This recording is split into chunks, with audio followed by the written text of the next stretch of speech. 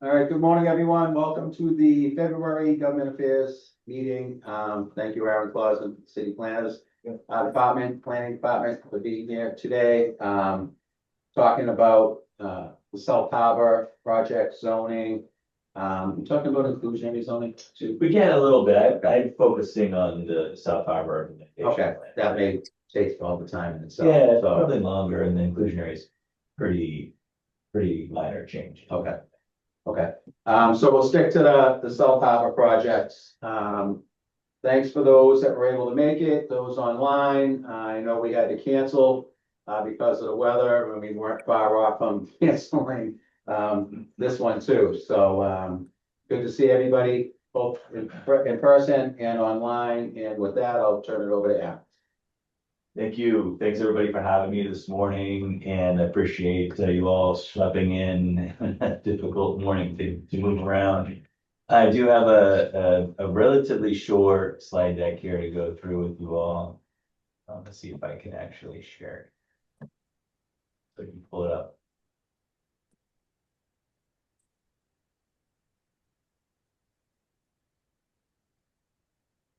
I'm just gonna minimize that, it's okay.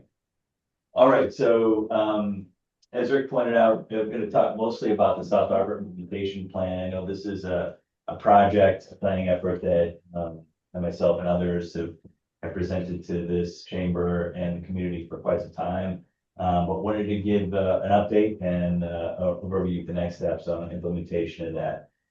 So, but before we get into the next steps, just a little bit of history here. Oops, moving faster than I thought. There has been a long history of planning and setting up the waterfront for redevelopment, going back over 20 years. I think first kicking off most recently in 2007 with the waterfront master plan.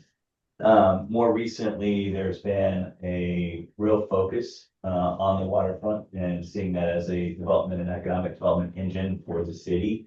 In 2019, the revised waterfront master plan and open space master plan, sort of two documents that went together and were sort of the baseline for a municipal harbor plan to lay out a strategy for redevelopment of the waterfront that was a little bit more pragmatic than the 2007 plan. And then the number of documents sort of filtered to that building and transit action plan that looks at transit as a way to drive economic development across the city, and particularly the waterfront. And then most recently, before the South Harbor implementation plan, was the city's comprehensive plan Vision Lynn, adopted in 2023. In that plan, there were these priority development areas that were identified in that process, broken down into two different typologies, if you will. There's the enhanced district. These are the districts, the neighborhoods where we see opportunity for new development. However, that development is intended to be the character of the place that it is. So downtown is an example of that. We like the bones of our downtown. We like the scale, the history, the character of that. So infill is going to be consistent with that character. The other is the transform district. This idea is that it's an area that we're intentionally going in and changing the character from what it is now into a new place, and the waterfront is the preeminent example of that.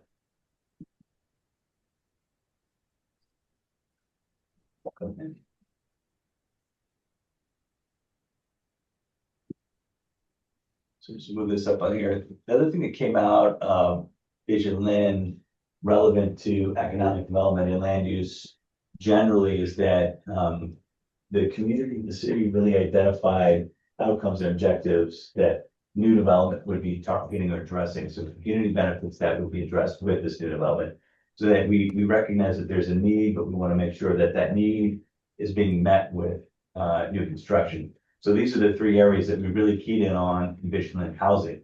We heard from the community, there's a deep need for more housing, more affordable housing and different housing typologies. And the data show that. So we're looking to drive new housing as development takes place. Jobs is a big one. Second comment we heard from the community, the second highest comment was around access to jobs and higher paying jobs. And the data shows that there's also deep, that we have a very low land percentage of our land use dedicated to commercial and industrial use. So we're looking to sort of reverse that a little bit to create more opportunities for economic development that brings in opportunities for jobs. The third piece is around financial sustainability. One of the strongest ways communities can build and improve their tax base to provide services for communities' new growth. That's really the only tool we have. And so we want to make sure as we're supporting new development across the city, that development is contributing to our fiscal sustainability so we can provide more services to the community, whether it's improving the roads, snow removal, schools, parks, that sort of thing. So these are the three things that we're really keeping in mind. These are the objectives and outcomes that we're trying to drive towards. Generally, is a big piece of the thinking that went into the South Harbor implementation plan. So I mentioned the waterfront is the sort of preeminent transformed district in the city. So we set out in 2023 with a grant from the Department of Housing and Living Communities to create a more clear strategy and vision for redeveloping the waterfront. We have all these baseline documents, the open space plan and the master plan I mentioned earlier, but we needed to identify a more specific strategy to make that vision come to fruition. Also to consolidate all that planning effort into a single document so you can sort of access that fairly easily. Imagine development opportunities for the waterfront, see how those can work together so that it's a comprehensive neighborhood instead of a series of sort of developments that aren't integrated with each other. So it's a complete neighborhood providing housing, jobs, and new development opportunity. And then identifying infrastructure that can help facilitate that. In the SHIP plan, these are the goals that were identified. Mixed use transit development. There's a lot of transit opportunities that are already in the waterfront, but more to come. Safer, more convenient mobility, again, job growth, economic development, neighborhood connectivity, housing affordability, strengthening tax base, parks and water access, and climate resilience and shoreline protection. A lot of you see these themes are continuing through this planning process to this document. Infrastructure was an important piece of this, making sure that there was access to the waterfront for the community, but also making sure that there's access for that new development and support that new development at scale. So what this is showing is opportunities to create a network of streets so that you can get to the waterfront more than one way. Right now, as you all know, the way to get there is the Lynn way. That's one way in, one way out, one way through. And so this envisions a network of streets that has a street with Circle Ave continuing parallel on the water side of Lynn Way, from roughly Marina Drive to Hanson Street, and then reinstituting what, as we understood, a roadway called Navy Road along the commuter rail line that would connect up with a future commuter rail stop and redevelopment of the Gear Works, and then sort of making connections across Lynn Way. And the concept here is that as you create a network of streets, you can disperse that traffic across and you can accommodate more vehicle traffic, but you also make more routes, more access points to whether it's the waterfront amenities like Carbon Park, new jobs, new housing, and that sort of thing. And again, central to all this is transit and improved transit access. On the north end of this plan right here, we have the ferry terminal, which now we know that MBTA is, I'll talk a little bit more about this in a moment. MBTA is supportive of a permanent transit ferry service there. We're looking to see that expanded in the future, but making sure that that is connected to this network. Taking the river works and relocating it consistent with the development concept Envision Lynn, so that they'll be accessible to the community and drive the redevelopment of the Gear Works at a scale that would be beneficial to the community and the city. And then more frequent service along the Lynn Way. Under the Better Bus program that the MBTA is rolling out right now. Bus service will be at 12-minute headways, meaning the bus will be along the Lynn Way every 12 minutes in the next 2 to 3 years. And then there's the development framework. Again, building off a lot of the work that was done in 2019 and 2020. But you can see here, this lays out that sort of the land use vision for the waterfront, where the orange areas on the north and south end of the district are more mixed use multifamily, where you might see ground floor commercial with residential up above, so that you would see downtown. But then in the center, you have R&D in the darker purple, and then light industrial manufacturing in the lighter purple, sort of recognizing the site conditions. It's an area of the waterfront where there's existing industrial uses, there's legacy industrial uses that are challenged generally to residential properties, but also from an opportunity side or perspective, we're again looking to grow job opportunities in that central areas and area. We really want to make sure that as development happens, we're bringing jobs to the waterfront as well. And this network and the framework is showing you how we intend to connect up the waterfront as a complete neighborhood, but also connected better up with the rest of the city. It's not really visible in this plan, but you can see it a little bit better here. Beyond the existing connecting points on Commercial and Blossom Street, looking at the Riverworks commuter rail station as also a point where people can get to the waterfront. So the future design of that commuter rail station would allow people to cross from West Lynn to the waterfront. So how have things been going in terms of private investment? The Shipwright, which is this project down here, it used to be the former Lynn Mart site. The first phase of that project was completed this summer, and they're leasing up right now, where there's 320 housing units as a part of that project. The Samuels project, the South Harbor development project here, these three buildings received their MEPA certificate earlier in 2025, and they're finishing up the approval process right now. Chapter 91, we anticipate that they'll receive that license in the next month or so, maybe sooner, and anticipate site construction at least beginning at the end of this calendar year. So we're seeing that move progressively, maybe a little bit slower than we'd like, but it is moving.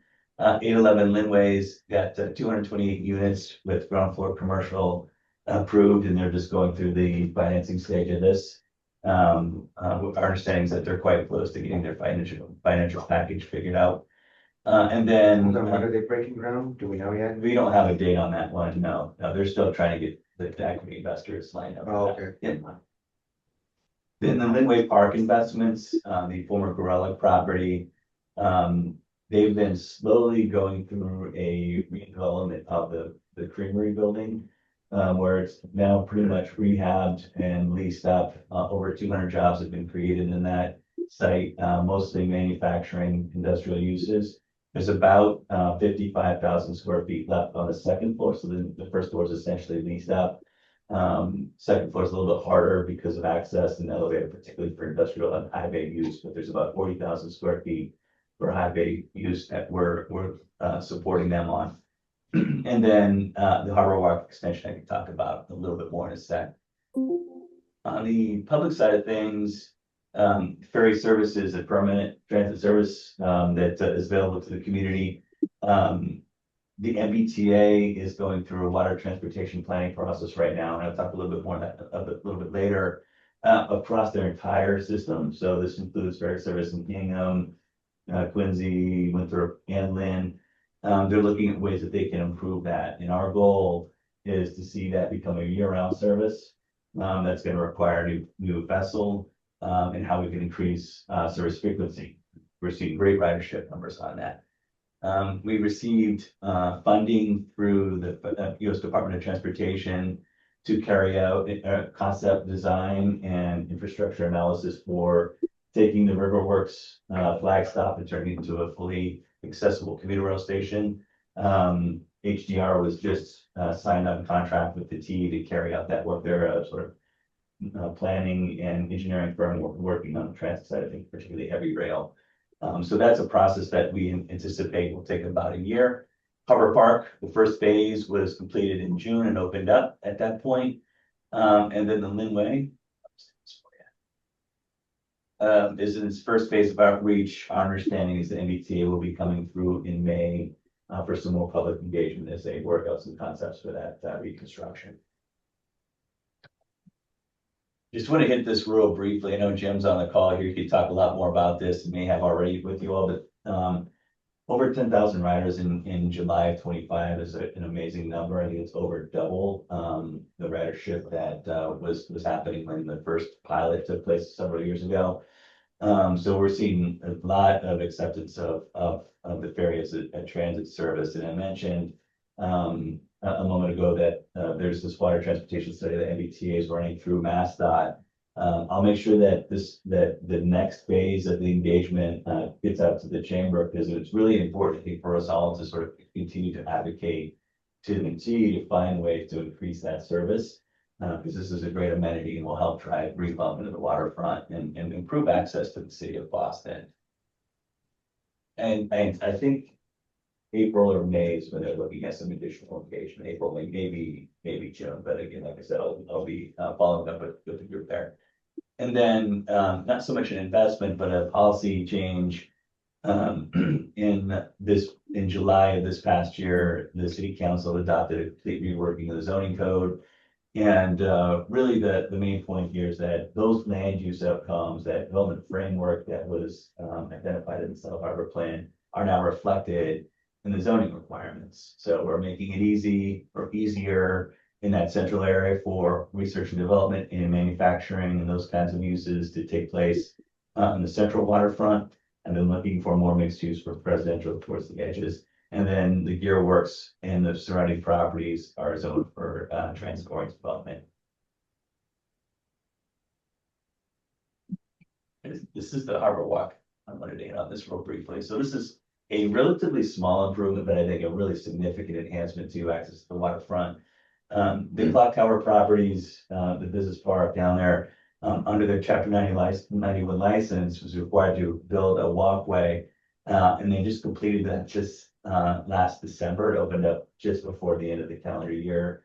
And this provides a pedestrian walkway from the ferry service all the way up to downtown or Heritage State Park and the other walkways that are provided up in that area, making it a lot easier to get to the ferry service and the ferry terminal if you're trying to walk and bike to it than it is now.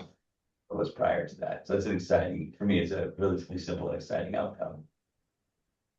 So part of the harbor redevelopment in the ship is building out these roadway connections.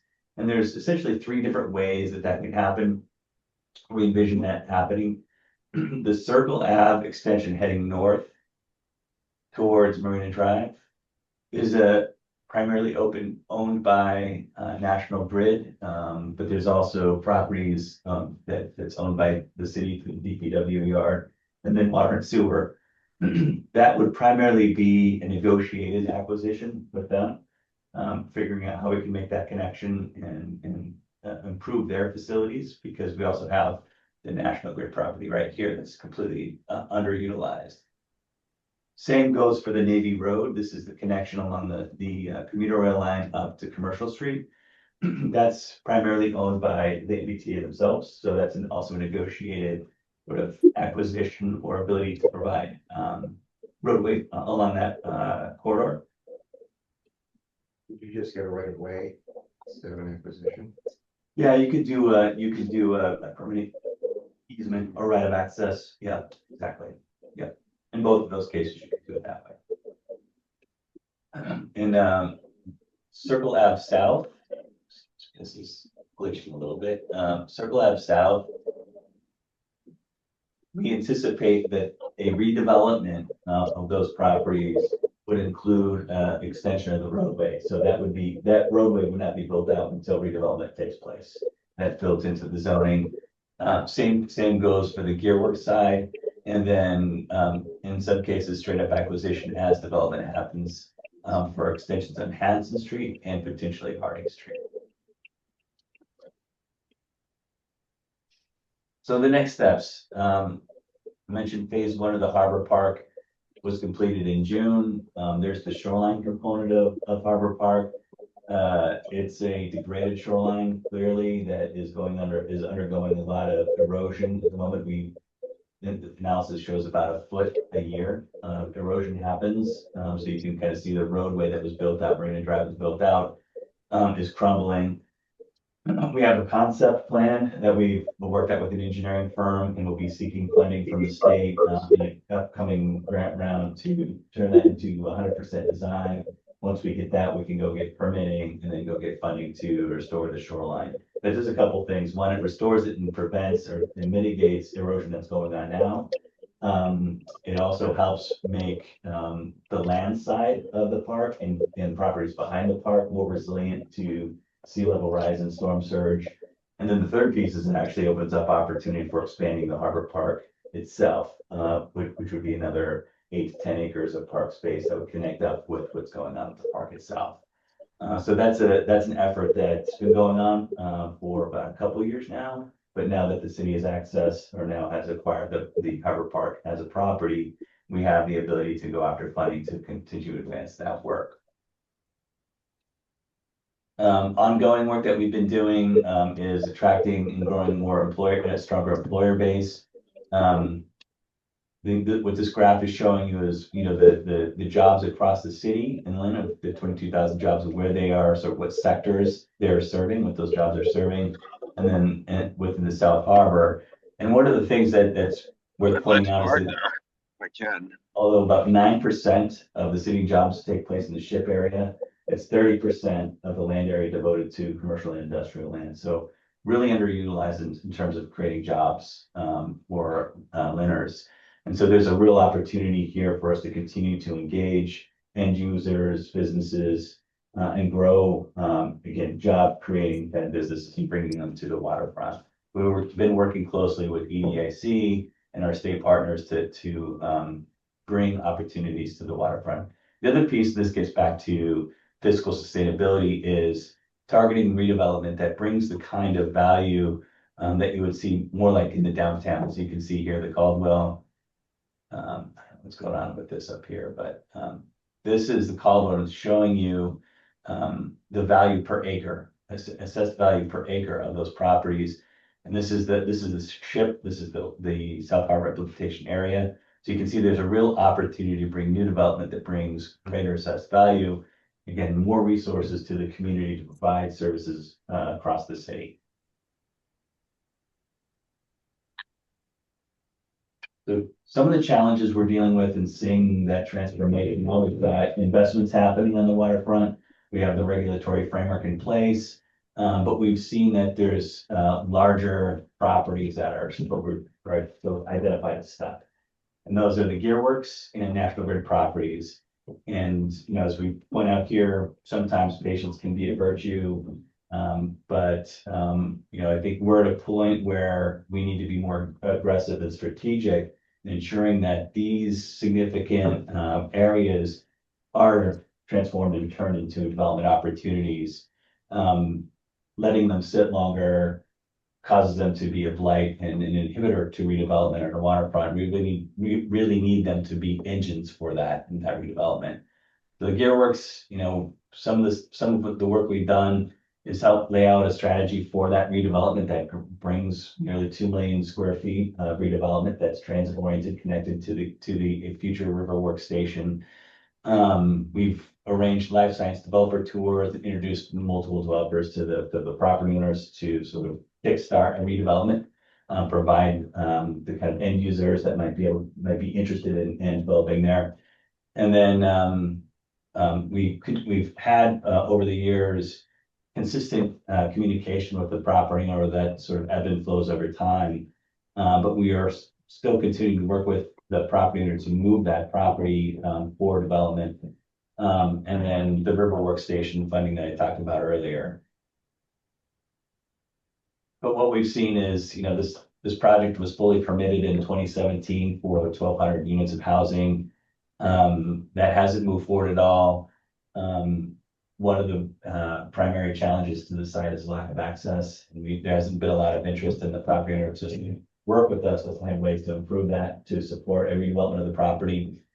And unfortunately not always responsive to some of the end users that we put in touch with them. So we find that there's a need to be a strategic, a little bit more aggressive on that property. Same goes for National Grid. Again, over the years, we've had proactive meetings with National Grid and decision makers there, particularly on the real estate side. One of our challenges with National Grid is that there's been a lot of turnover, 3 to 5 years. So there's a, whenever we get to a point of agreement, there's a new party involved, and so we have to sort of revisit. But the communication, even though we've had proactive meetings, is spotty at best. What we've been trying to do is making sure that we're investing in infrastructure and improving transportation and managing sites that the city and EDIC own around it. Again, the ferry terminal is a really great example of that, and the improvements that have been made over there. Blossom Street extension, being connected with the 4-way stop at the Lynn Way, improving access to the site, including the National Grid properties. But it is a challenged area. It is contaminated. There's, a lot of the site was used for coal gasification. We have resources with EPA to help sort of identify what the redevelopment could be and how to mitigate that contamination and bring these properties back into good use, particularly for industrial and marine industrial uses. And then one particular sore spot for us is that they demolished the old Boyd's potato chip factory on the Linway. But instead of working with us to identify a redevelopment, it's been used for a stockpiling for some of the work that National Grid is doing. We think there's a higher and better use for that property. So what happens next? I'm just going to move down to the Urban Renewal Plan and the Urban Renewal Authority. First, prepare, we set ourselves up for the tools to move and create incentive for redevelopment of those properties. That's to create an Urban Renewal Authority. The City Council recently did that, essentially the EDIC board being that authority. And then the next step is to seek funding to write an Urban Renewal Plan. We have an application to the state for $200,000. Our expectations will know very soon on whether or not we'll receive that funding. And once that's in place, we'll be able to write an Urban Renewal Plan with a specific experienced plan writer. There's a handful of consultants in the Commonwealth who do this kind of work. And our hope is that we will be beginning that work spring or summer at the latest this year.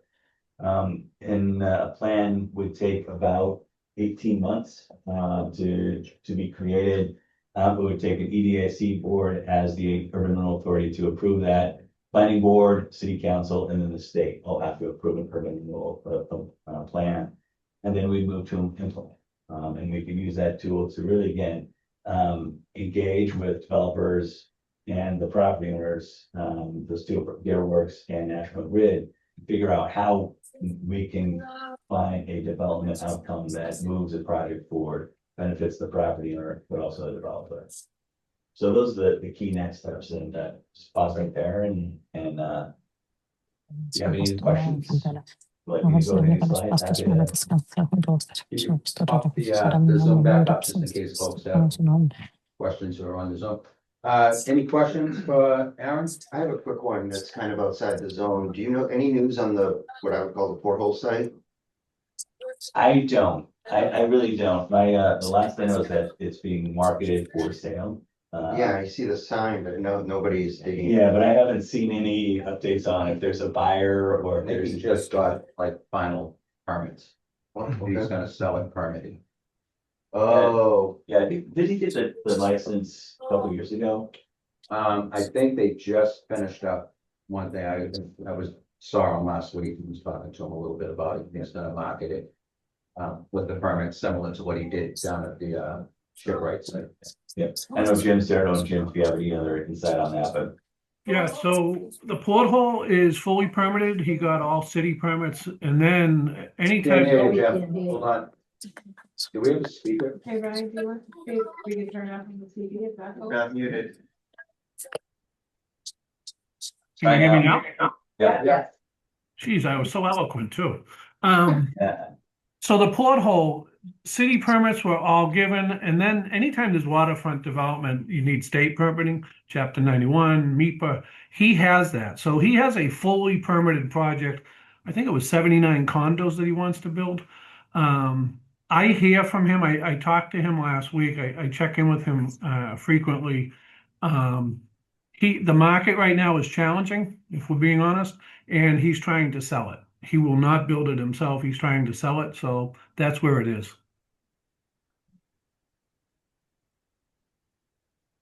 Any other questions? Yes, Tristan. Could you speak, and I know you can touch upon it, but specifically a little more to how we're going to sort of attract people to this? Because even the park itself, it's still behind the KFC, the furniture store that's been going out of business for 15 years, you know. The Lynn Way still kind of feels like the Lynn Way. Yeah. So can you speak? The first thing I would say to that is the first thing you want to have that you can show any stakeholder in the development continuum what the opportunity is, the plan. So the plan is a really useful tool to show you what the vision is, and then how are you going to get there. So we've used that on a number of occasions with state agencies to help them understand how they can invest in infrastructure in our city to unlock housing and economic development. So the plan itself is really important. The next is to show sort of ongoing, consistent investment in the waterfront. So Hanson Street, so the reconstruction of Hanson Street was a grant that we went after for the Mass Road grant from the state. Rebuilding that, improving access to Harbor Park, improving access to the shipwright site, and eventually providing improved access to South Harbor, the Samuels project. Showing consistent investment in implementation of that plan shows consistency and certainty, again, both to the state who's investing in that infrastructure, but also to developers, because they know that they can be fairly certain that the city is committed to this implementation. It's not just created a plan, you're sitting back waiting for other people to sort of execute on it. So having that consistent implementation is a key piece of that. And then making sure as the state rolls out new programming on the academic development side, one of them that we're really exploring a lot, particularly the national grid properties, is around blue economy, marine industrial uses. There's a really strong focus, especially around sort of automated and sort of drone vessel manufacturing. So we're looking to work with the state as they're looking to site these properties, and there's not a lot of harbor fronts that have good access to a channel, have good access to the water, a great employment base. We've got a strong employment base given GE and the technology that they're doing over there to attract that kind of user. This is where, particularly in the national grid side of things, the urban renewal plan is key, because our biggest limitation in attracting those kinds of users is the land side.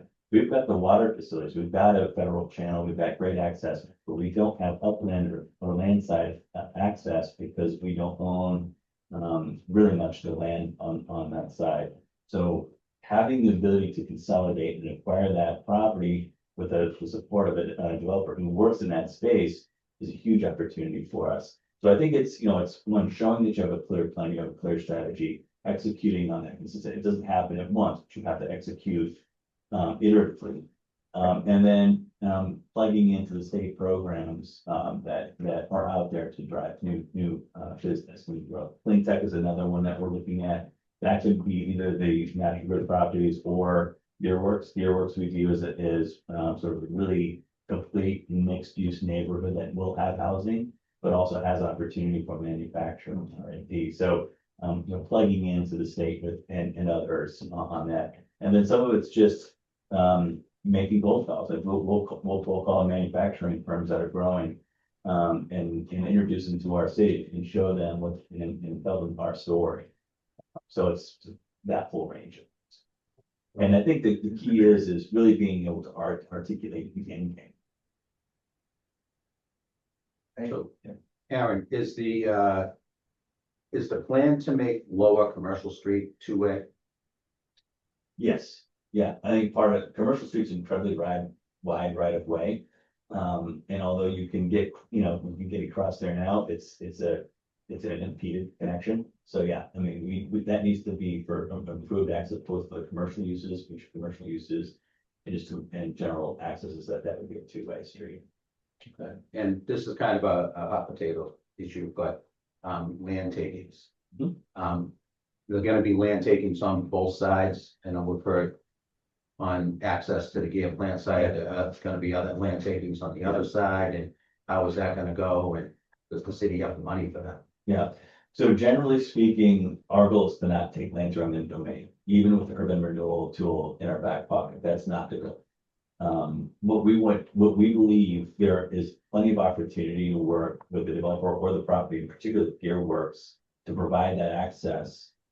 That's mutually beneficial to property owners, along the Linway, who can be a part of that equation, but also the future development of Gear Works. That's a long conversation that could take several years.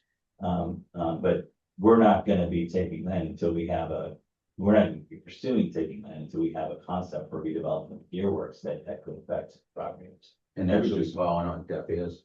What's that? That's just falling on deaf ears, you're not, there's no engagement back there with Gearworks. Not really. Truthfully. And then one last question, for me, the junkyard site, the harbor site. Alvarado? Yeah.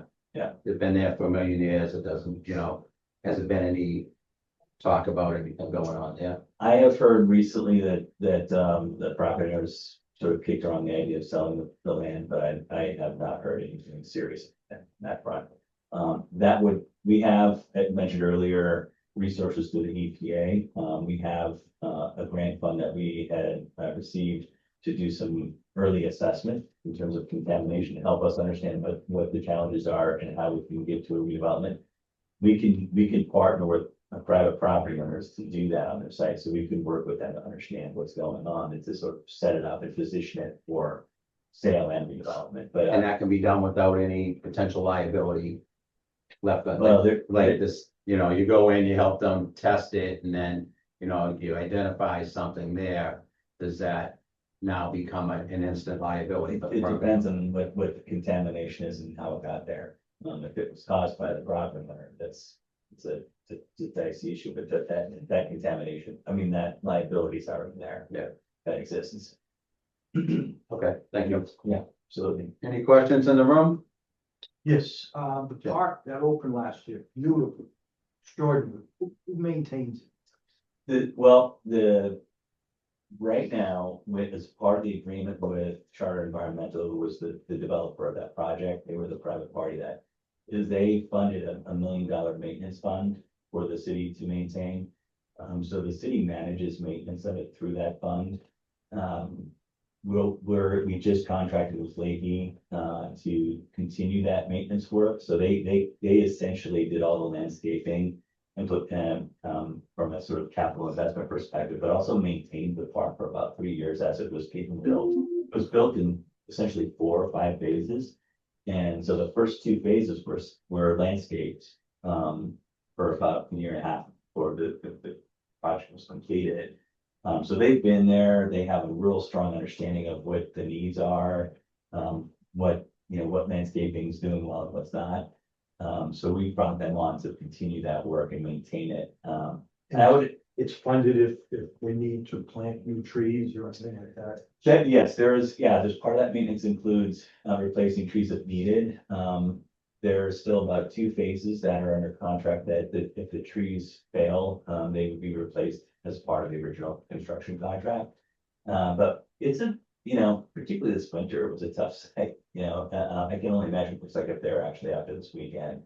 So we anticipate that there's gonna be some tree plantings that get replaced or repair of erosion, minor erosion that happens. And the jurisdiction for security is the Lynn Police or the state police? Lynn, yeah, working with Lynn to get resources up there, the Lynn Police Department to get resources up there to make sure that they feel comfortable about overseeing. They also weigh in on the design too, to make sure that they have easy access to the park.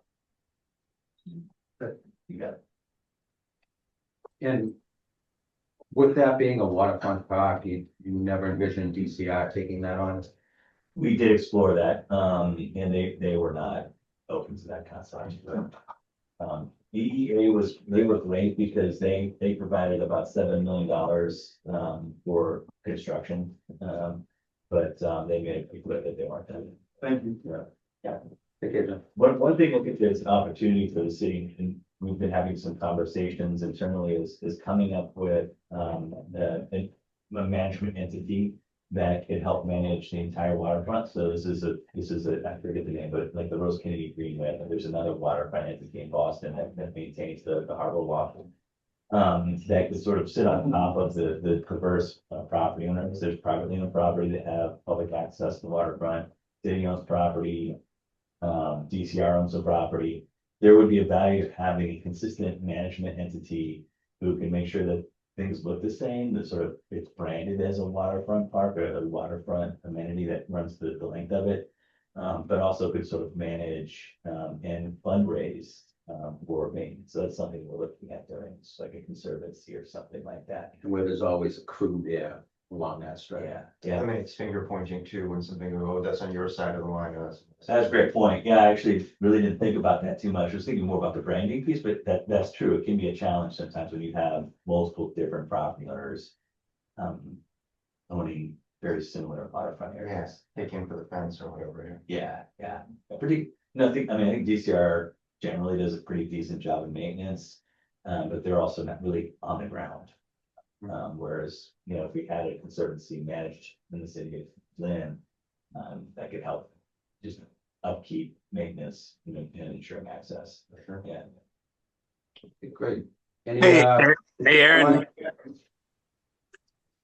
Go I don't ahead. know if this comes through on Zoom, but I'm down at the Harbor Park right now. I actually got a pair of skis on my roof.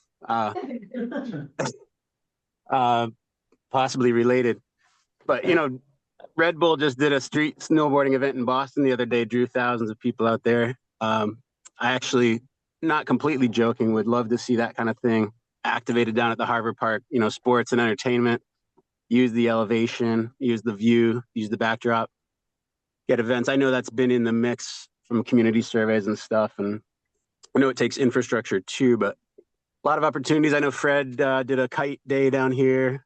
I took my kids out here with some sleds earlier with one of these storms, but there's definitely some recreation and entertainment crossover opportunity for the Harbor Park. I love the blue economy stuff too. My brother runs an ocean engineering company up in Portland. They're doing more like aquaculture, but it's all about seeing what different locations can withstand under 100-year storms and simulating underwater structures and stuff. But the autonomous naval drones and that kind of stuff, that's a great sell. I know a couple like defense contractors opened up satellites down in Quincy for some of that, kind of like getting the Boston talent pool mixed with some water access. But if you guys or EDIC can kind of promote that in this zone here with the nexus of those advantages, that would be pretty cool to see as well. Oh, one last question on the Harbor Park. Is there a plan for lighting there? I mean, I know we're talking about money, we're talking about transfer of ownership, we're talking about all sorts of things. And I know phase 2 is like an 18-month shoreline focus, right? But you talked about police jurisdiction. I feel like lighting would go a long way to help really enhance the experience down here.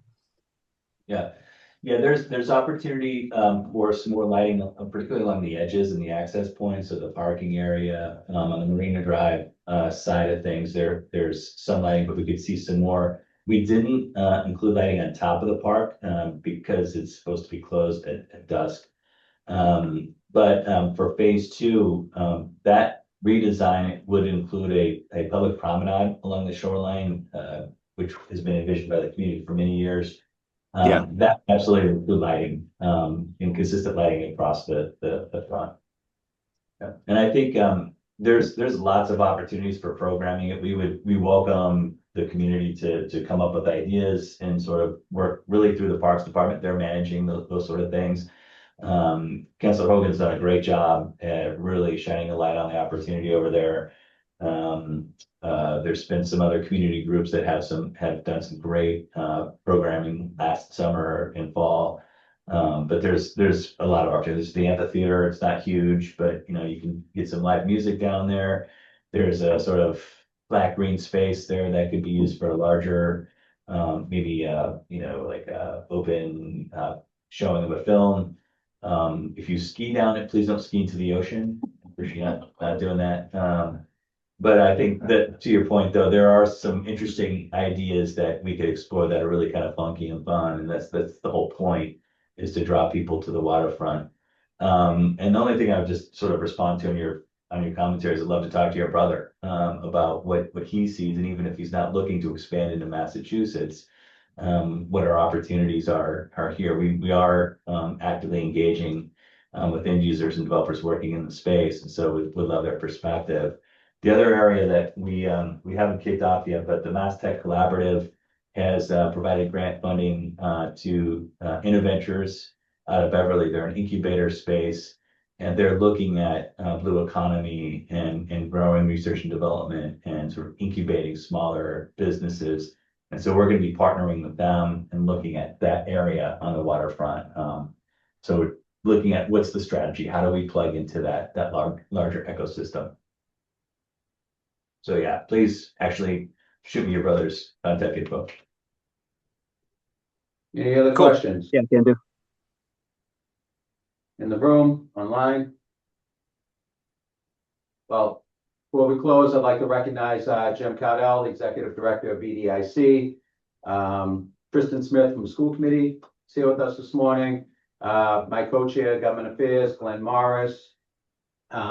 Chair of the Chamber, Eileen Jonah. And before we break rise, is there anything that you want to talk about upcoming events? Annual meeting is coming up March 26th. Tickets will be on sale. That's gonna be at Calhoun's. Aaron, thank you very much. Thank you. Appreciate the update. Sure we'll be hitting you up for more as time goes on. And thank you everyone for coming out, especially to get out of here so soon. Considering the topic and how difficult it was to get in. So have a great day, everyone, and thanks for tuning in. Thank you. I didn't talk zoning. If anybody wants to talk zoning. Nothing else exciting. Good morning. We do try to be out and out, but it hardly ever happens. Thanks for the update, Aaron.